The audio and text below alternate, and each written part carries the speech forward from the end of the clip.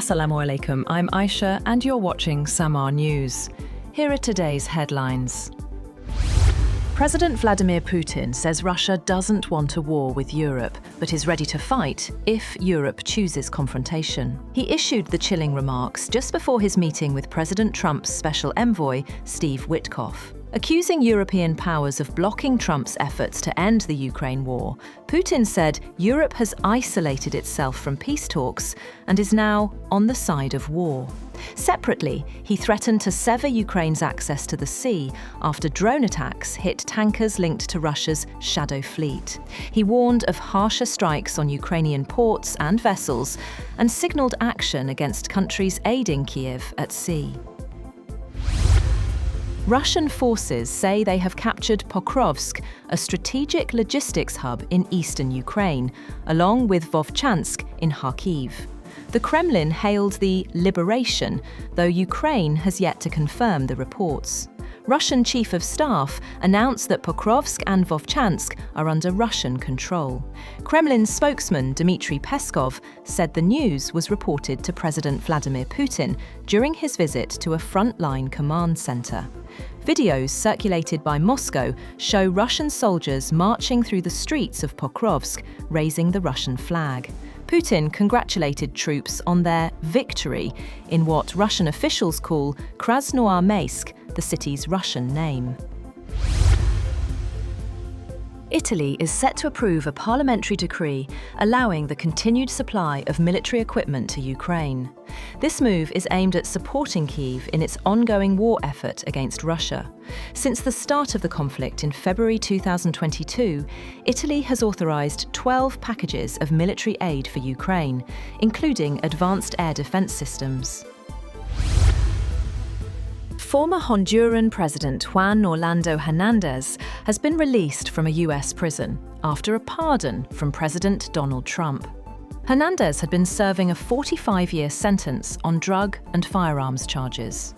His release comes just days after Honduras's presidential election, where Trump-backed candidate Nasri Asfura is in a tight race with Salvador Nasrallah.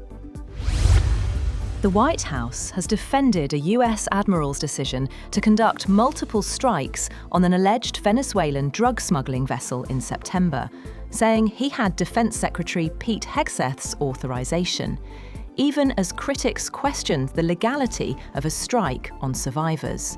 The Washington Post reported that a second strike was ordered to kill 2 survivors from the initial strike and to comply with an order by Hegseth that everyone be killed. US President Donald Trump said he would not have wanted a second strike on the boat and said Hegseth denied giving such an order. Meanwhile, Venezuelan President Nicolás Maduro is rapidly losing options for stepping down under US-guaranteed safe passage, after a brief but consequential phone call with US President Donald Trump last month. The November 21st call came as Washington escalated pressure on Venezuela, including designating the Cartel de los Soles, which US officials say includes Maduro, as a foreign terrorist organization.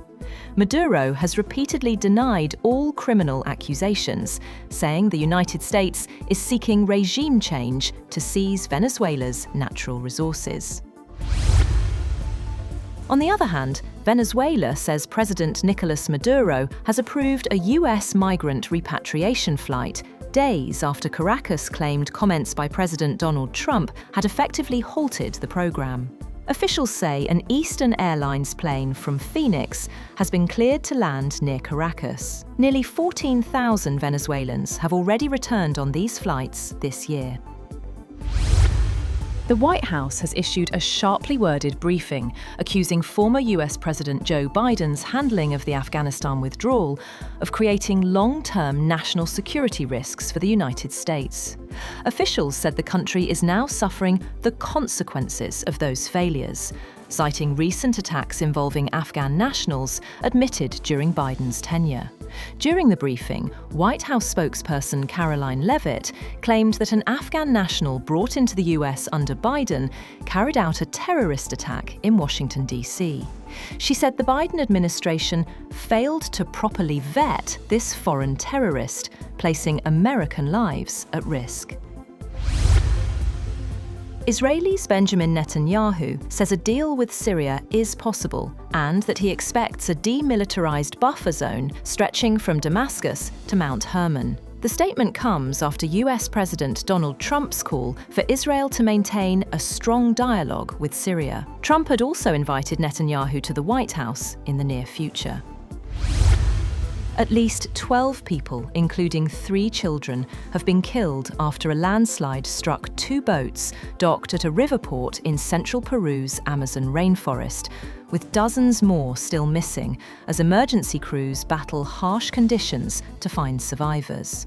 The landslide hit at dawn along the Ucayali River, submerging a ferry and severely damaging another passenger vessel carrying teachers, doctors, families and community members. The disaster occurred around 5 a.m. local time as passengers were preparing to disembark at Iparia in the Ucayali region. Pope Leo has ended his Lebanon visit with a strong appeal for Middle East leaders to change course from what he called the horror of war. At a waterfront mass, he urged them to hear their people's cries for peace and pressed for unity after years of conflict and political crisis. Before departing Beirut for Rome, noted he couldn't visit Lebanon's south because it remains in a state of conflict and uncertainty. The Pope renewed his plea for peace. He asked that attacks cease, recalling the devastation of the 2020 Beirut blast. German Foreign Minister Johann Wadephul will visit China from the 8th to the 9th of December, after a previously planned October trip was abruptly cancelled. The visit comes as Beijing works to counter European calls to de-risk from the Chinese economy. Germany, the European Union's largest economy, appears to be aligning with broader EU moves, as the 27-member bloc may push for policy changes to strengthen ties with like-minded trading partners. Apple does not plan to comply with a mandate to preload its smartphones with a state-owned cyber safety app, and will convey its concerns to New Delhi after the government's move sparked surveillance concerns.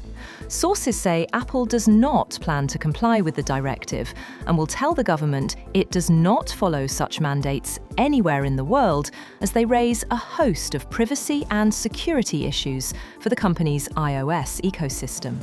A source said it's not only like taking a sledgehammer, this is like a double-barrel gun. And Indonesia's disaster agency says the death toll from floods and landslides on Sumatra has climbed to 702, with nearly 500 people still missing. Search teams are working at full speed as experts link the disaster to days of cyclone-driven heavy rain. The weather agency has stepped up forecasts, while police manage traffic to keep relief routes open. That's all for now. For more updates, visit www.samaa.tv. Thank you for watching Samaa News.